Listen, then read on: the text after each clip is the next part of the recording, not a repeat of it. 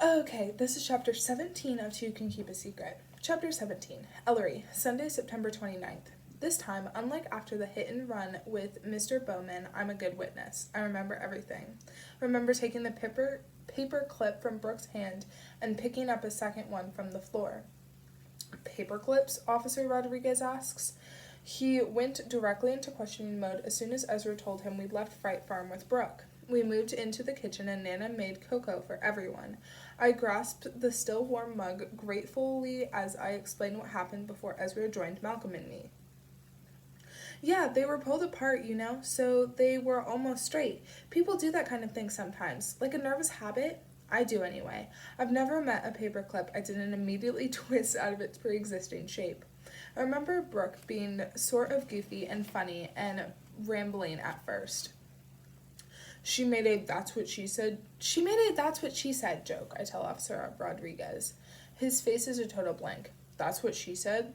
Yeah, from The Office, the TV show? I tilt my head at him, waiting for it to click, but his brow stays knit in confusion. How can anyone in his 20s not get that reference? It's something the lead character used to say, as like a punchline after a double entendre. Like when someone says something is hard, they could be referring to a difficult situation, or, to a penis.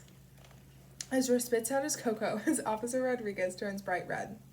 Oh, for heaven's sake, Ellery, Nana snaps. That's hardly pertinent to the conversation at hand. I thought it was, I say, shrugging. It's never not interesting observing Officer Rodriguez's reactions to things he doesn't expect. He clears his throat and avoids my eyes. And what happened after the joke? She drank some water. I asked her what she was doing in the basement. Then she started seeming more upset.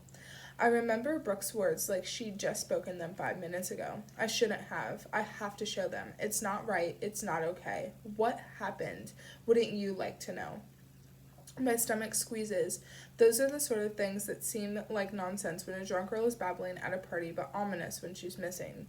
Brooke is missing.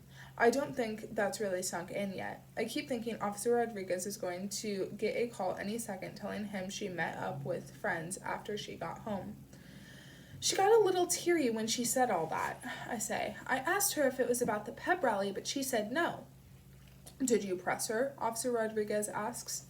No, she said she wanted to go home. I offered to get Kyle, and she said they'd broken up, and that he wasn't there anyway. So Malcolm offered her a ride home, and she said okay.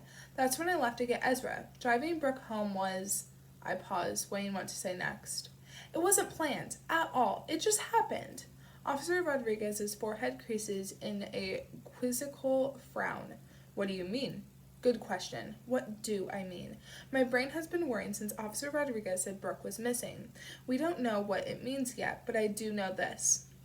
If she doesn't show up soon, people will expect the worst, and they'll start pointing fingers at the most obvious suspect, which would be the person who saw her last. It's the cliche moment of every Dateline special. The friend or neighbor or colleague who says, he's always been such a nice guy. Nobody would ever have believed he could be capable of this. I can't think everything through clearly yet, but I do know this. There was no master plan to get Brooke alone. I never got the sense that Malcolm was doing anything except trying to help her out. I mean, it was just a random chance that Malcolm ended up giving Brooke a ride, I say. We didn't even know she was in the office at first. Okay, Officer Rodriguez says, his expression neutral. So you left to find Ezra and Malcolm was alone with Brooke for how long? I look at Ezra, who shrugs. 5 minutes, maybe, I say. Was Brooke's demeanor any different when you returned? No, she was still sad. But you said she wasn't sad earlier, that she was joking. She was joking and then she was sad, I remind him. Right, so describe the walk to the car for me, please, both of you. It goes on like that for another 10 minutes until we finally, painstakingly, get to the moment in our driveway when I asked Brooke if she was going to be okay. I gloss over the part where Malcolm asked if he could call me, which doesn't seem important right now. Ezra doesn't bring it up either. She said, why wouldn't I be? Officer Rodriguez repeats. Yeah, and did you answer? No, I didn't. It hits me with a sharp stab of regret now that I should have. All right, Officer Rodriguez snaps the notebook shut. Thank you. This has been helpful. I'll let you know if I have any follow-up questions. I unclench my hands, realizing I've been knotting them in my lap. They're covered with a thin sheen of sweat. And if you find Brooke, will you let us know she's all right? Of course. I'm heading to the station now. Maybe she's already home, getting a talking to from her parents. Most of the time, that's... He stops suddenly, his neck going red as he darts a glance at Nana. That's what we hope for. I know what he was about to say. Most of the time, that's not how these things turn out. It's the sort of thing police officers are trained to tell worried people so they won't spiral into panic when somebody goes missing. But it's not comforting in Echo Ridge, because Nana's right. It's never been true.